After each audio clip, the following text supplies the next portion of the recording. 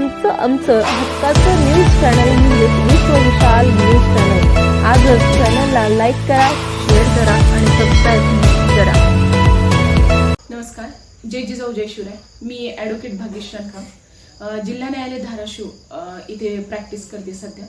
उद्या दिनांक 30/7/2024 सकाळी 10 वाजता छत्रपती शिवाजी महाराज चौक धाराशिव ते जिल्हाधिकारी कार्यालय धाराशिव इथपर्यंत आम्ही कॅन्डल मार्च काढतोय।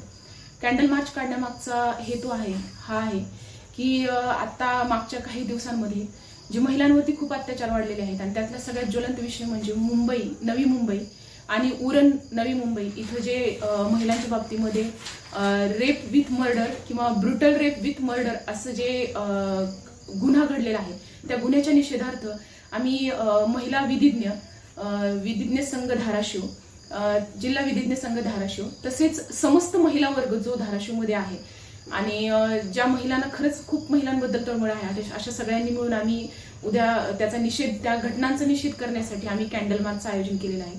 माझी सर्वांना हात जोडून कळकळीची विनंती आहे की आपण सर्वांनी बहुसंख्य संख्येने यामध्ये या कॅन्डल मार्चमध्ये सकाळी 10 दिनांक 30/7/2024 म्हणजे उद्या आपण उपस्थित राहावं। कारण हेच आहे की बऱ्याच लोकांचं असं म्हणणं आहे की आपण कॅन्डल मार्च काढतो पण याचा उपयोग काय होतो।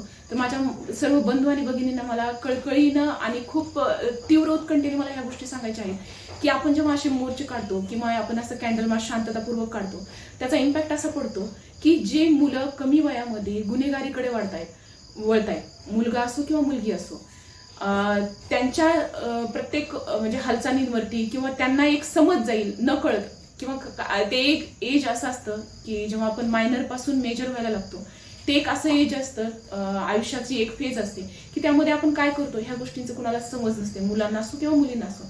तर अशा मोर्चांमधून किंवा अशा कॅन्डल मार्चमधून आपण अशा मुलांना न त्यांना बोलता आपण अशी समज देऊ शकतो की ह्या गोष्टी चुकीच्या आहेत, ज्याचा परिणाम समाजावरती खूप भयानकरित्या होत आहे। आणि समाज जर अस्थिर राहिला किंवा समाजामध्ये जर अशा घटना घडत राहिल्या तर याचा परिणाम पुढच्या पिढ्यांवरती होणार आहे, जो की कुठल्याच समाज घटकासाठी, कुठल्याच वर्गासाठी, कुठल्याच जात धर्मासाठी हा म्हणजे चांगला नाहीये, खूप घातक ठरणार आहे।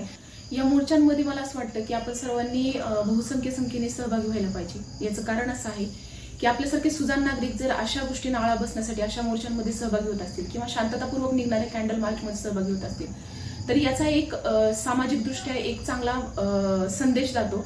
तो संदेश असा की अशा प्रकारचे ज्यावेळेस गुन्हे घडतात तर अशा गुन्हेगारांना किंवा अशा विकृत मनोवृत्तीच्या लोकांना कुठलाही जात धर्म नसतो, हे सर्वात आधी आपण लक्षात घेतलं पाहिजे। ह्यांची एक विशिष्ट हा वर्ग आहे ज्याला समाजाशी कुठलीही देणं घेणं नाही, यांचं फक्त समाजामध्ये अस्थिरता निर्माण करणं हाच मोटिव्ह असतो।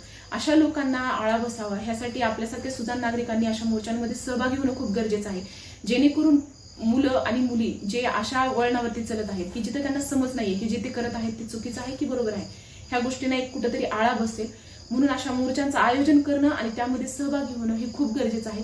म्हणून माझी परत एकदा पुनश्च सर्वांना कळकळीची विनंती आहे की उद्या दिनांक 30/7/2000 रोजी मंगळवार सकाळी 10 वाजता छत्रपती शिवाजी महाराज चौक धाराशिव इथं आपण बहुसंख्य संख्येने उपस्थित राहावं। जय हिंद, धन्यवाद। तुमचं आमचं हक्काचं न्यूज चॅनल म्हणजे विश्व विशाल न्यूज चॅनल। आजच चॅनलला लाईक करा, शेअर करा आणि सबस्क्राईब करा।